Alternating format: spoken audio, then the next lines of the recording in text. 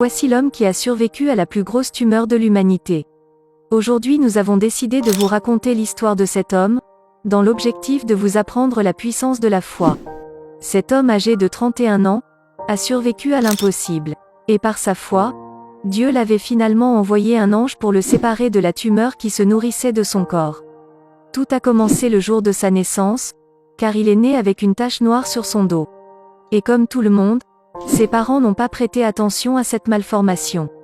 Mais malheureusement, plus il grandissait, plus la tumeur se développait. Il est originaire de la province de Lam Dong, dans les hauts plateaux au centre de la Thaïlande. Et lorsqu'il avait 14 ans, sa jambe a été amputée dans l'objectif de se débarrasser définitivement de cette tumeur qui dévorait son corps. Mais malheureusement, les médecins de l'époque ne savaient pas qu'il s'agissait d'une tumeur bénigne, ce qui veut dire qu'il s'agit d'une tumeur qui rajeunit si les racines n'ont pas été retirées correctement. Et c'est ce qui était arrivé à cet homme, sa tumeur avait fini par refaire surface, et cette fois-ci il était encore plus grave. Et pendant cette période, il avait perdu son père qui était leur seule source de revenus. Ce qui veut dire qu'ils n'ont pas pu retourner à l'hôpital pour résoudre son problème. Et c'est pendant cette période que sa sœur aînée a décidé d'immigrer aux États-Unis pour aller travailler afin de subvenir aux besoins de son petit frère ainsi que le reste de sa famille. Et en 2001, sa sœur avait envoyé de l'argent pour l'opérer, mais malheureusement tous les chirurgiens ont refusé de l'aider. Et c'est à ce moment-là, que sa sœur aînée a expliqué son cas à son collègue de travail, et grâce à elle, ils avaient pu contacter un chirurgien américain de renommée pour sauver la vie de son frère. La première fois que le chirurgien est arrivé en Thaïlande, il n'a pas reçu la permission des hôpitaux locaux d'effectuer cette opération. Et c'est seulement pendant son deuxième voyage, qu'il a finalement eu l'autorisation de sauver la vie de cet homme. Et ça a été un soulagement pour la famille, de voir enfin ce spécialiste des tumeurs géantes s'occuper de leur frère malade.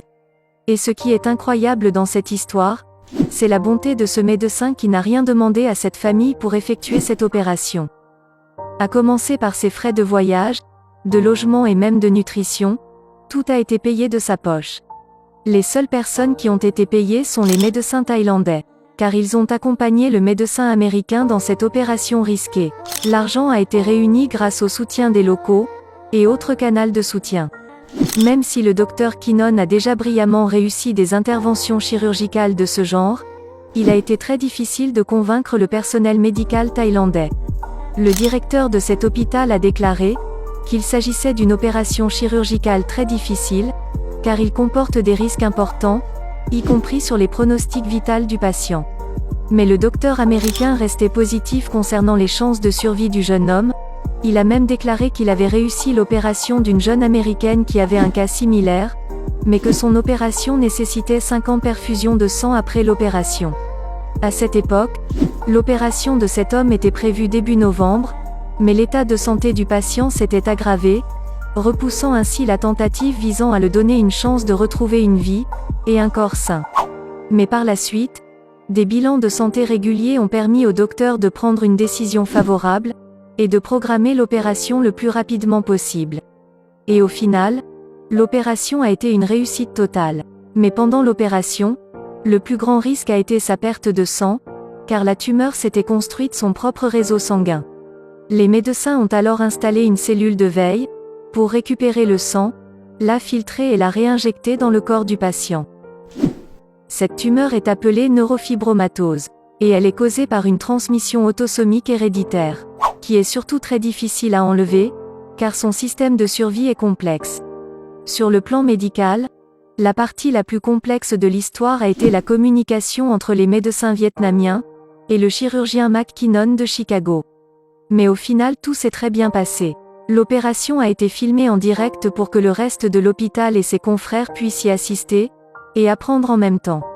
Pour le côté financier, l'hôpital a pris en charge 60% du coût des soins réalisés, le reste a été pris en charge par la Croix-Rouge et les gens du village natal du patient.